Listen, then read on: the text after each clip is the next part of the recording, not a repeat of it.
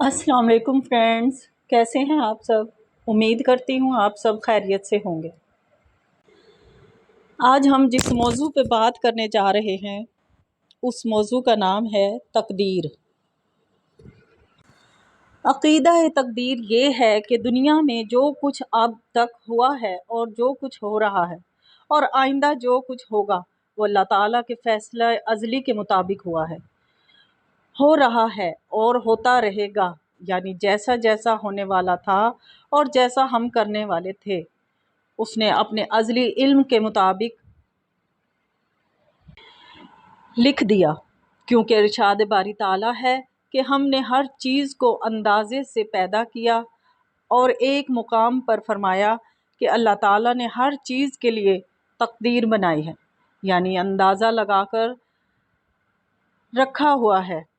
اس لیے اللہ تعالیٰ کی بنائی ہوئی تقدیر پر ایمان رکھنا بھی ہمارے ایمان کا ایک حصہ ہے، کیونکہ حضرت علی رضی اللہ تعالیٰ عنہ سے روایت ہے کہ حضور صلی اللہ علیہ وآلہ وسلم نے فرمایا کہ کوئی بندہ اس وقت تک مومن نہیں ہو سکتا جب تک وہ 4 چیزوں پر سچے دل سے ایمان نہ لائے۔ اول یہ گواہی دینا نہیں معبود سوائے اللہ کے اور بے شک میں اللہ کا رسول ہوں، اس نے مجھے حق کے ساتھ بھیجا ہے، اور موت کو سچا جانے اور ایمان لائے، موت کے بعد دوبارہ زندہ ہونا اور ایمان لائے تقدیر پر، یعنی اس کو سچا جانے۔ تقدیر کے متعلق یہ عقیدہ رکھنا بھی ضروری ہے کہ تقدیر 3 قسموں کی ہے۔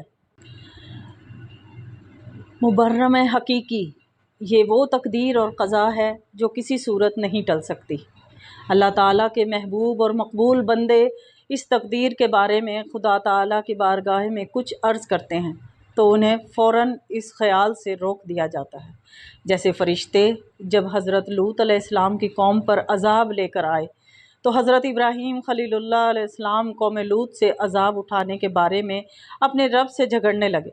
اللہ تعالیٰ خود فرماتا ہے کہ وہ قوم لوط کے بارے میں ہم سے جھگڑنے لگا، چونکہ یہ تقدیر نہ ٹلنے والی تھی، اس لیے اللہ تعالیٰ نے فرمایا اے ابراہیم اس خیال پر توجہ نہ دو، ان پر وہ عذاب آنے والا ہے اور ٹلنے والا نہیں۔ تقدیر کی دوسری قسم معلق محض ہے، اور یہ وہ ہے جس کا ٹلنا کسی چیز پر موقوف اور معلق ہے، اور فرشتوں کو اس تقدیر کے ٹلنے کا حکم دے دیا گیا ہے۔ یہ تقدیر اکثر اولیاء اللہ کی دعا اور توجہ سے ٹل جاتی ہے، اور وہ من جانب اللہ اس تک رسائی رکھتے ہیں۔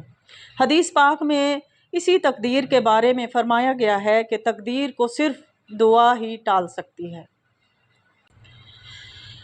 تیسری معلق شبیہ با مبرم، یہ وہ تقدیر ہے جس کا ٹلنا اللہ تعالیٰ کے علم میں کسی چیز پر موقوف ہے، فرشتوں کو اس کی اطلاع نہیں دی گئی، اس لیے یہ تقدیر بظاہر تقدیر مبرم کی طرح نظر آتی ہے۔ اس تقدیر تک اللہ تعالیٰ کے خاص الخاص اور مقبول بندوں کی رسائی ہوتی ہے اور ان کی دعا سے ٹل جاتی ہے۔ حدیث پاک میں ہے بے شک دعا قضائے مبرم کو ٹال دیتی ہے۔ تقدیر کے متعلق محض نظریہ جبر، یعنی انسان پر اچھائی اور برائی کرنے پر محض مجبور ہے۔ یہ نظریہ رکھنا تقاضۂ ایمان کے بالکل برعکس ہے۔ ایسے ہی نظریہ قدر، یعنی انسان کو کھلی چھٹی ہے، جو چاہے کرے، یہ بھی نظریہ تقدیر کے خلاف ہے۔ اس لیے انسان کو پتھر کی طرح بالکل مجبور یا بالکل خود مختار سمجھنا دونوں جہالت اور گمراہی ہے۔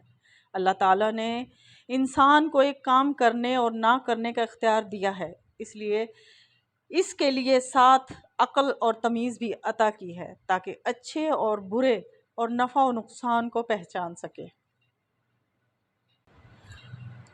اور دونوں طرح کے کام کرنے کے اسباب مہیا کر دیے ہیں۔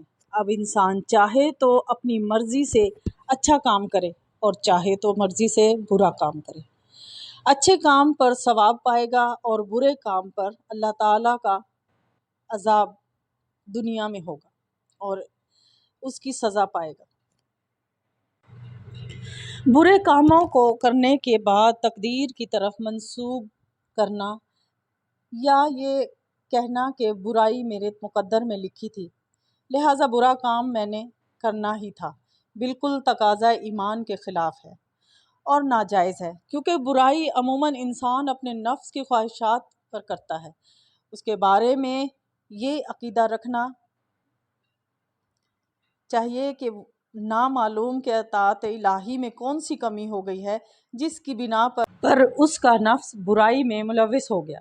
علماء کا کہنا ہے کہ جو کامیابی ہمیں حاصل ہوتی ہے اس کے متعلق یہ نہیں سمجھنا چاہیے کہ یہ سب کچھ ہماری کوشش کا نتیجہ ہے، بلکہ یہ سمجھنا چاہیے کہ اللہ تعالیٰ کے فضل و کرم کا نتیجہ ہے، تاکہ کامیابی پر فخر و غرور پیدا نہ ہو۔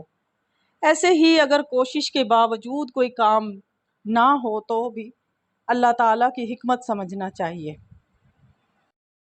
تقدیر کا انکار بندے کو ایمان سے خارج کر دیتا ہے، اس لیے مسئلہ تقدیر بڑا نازک ہے۔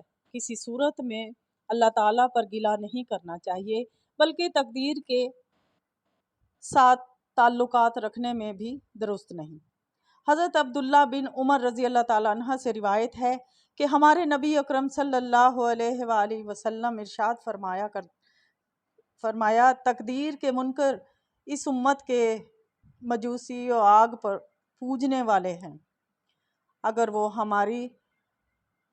وہ بیمار ہو جائیں تو ان کی عیادت نہ کرو اور اگر وہ مر جائیں تو ان کا جنازہ نہ پڑھو۔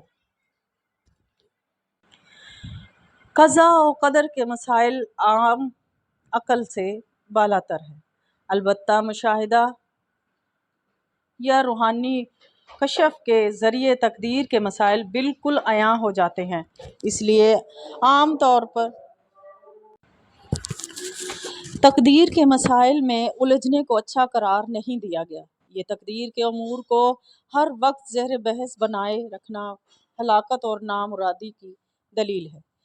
اس لیے صوفیہ اور علماء نے اس پر بے جا بحث کرنے سے منع فرمایا ہے۔ حضرت ابو ہریرہ رضی اللہ تعالیٰ عنہ فرماتے ہیں کہ حضور نبی اکرم صلی اللہ علیہ وآلہ وسلم ہمارے پاس تشریف لائے اور ہم صحابہ اس وقت تقدیر میں بحث و تکرار کر رہے تھے تو حضور صلی اللہ علیہ وسلم کا چہرہ مبارک غضب اور ناراضگی کی وجہ سے انار کے دانے کی طرح سرخ ہو گیا۔ آپ صلی اللہ علیہ وسلم نے فرمایا کیا تمہیں اس بات کا علم دیا گیا ہے؟ کیا میں یہی بات تمہارے پاس دے کر بھیجا گیا ہوں؟ تم سے پہلے لوگوں نے جب تقدیر میں بحث کی تو وہ ہلاک ہو گئے۔ میں تمہیں قسم دے کر منع کرتا ہوں کہ تقدیر میں بحث و تکرار نہ کرنا۔ حضرت عائشہ رضی اللہ تعالیٰ سے روایت ہے کہ رسول اکرم صلی اللہ علیہ وآلہ وسلم نے فرمایا کہ جس نے تقدیر کے مسئلہ میں تھوڑی سی بھی بحث و تکرار کی قیامت کے دن اس سے پوچھا جائے گا، اور جس نے تقدیر میں بحث نہ کی اس سے اس کے بارے سوال نہیں کیا۔ اللہ حافظ فرینڈز۔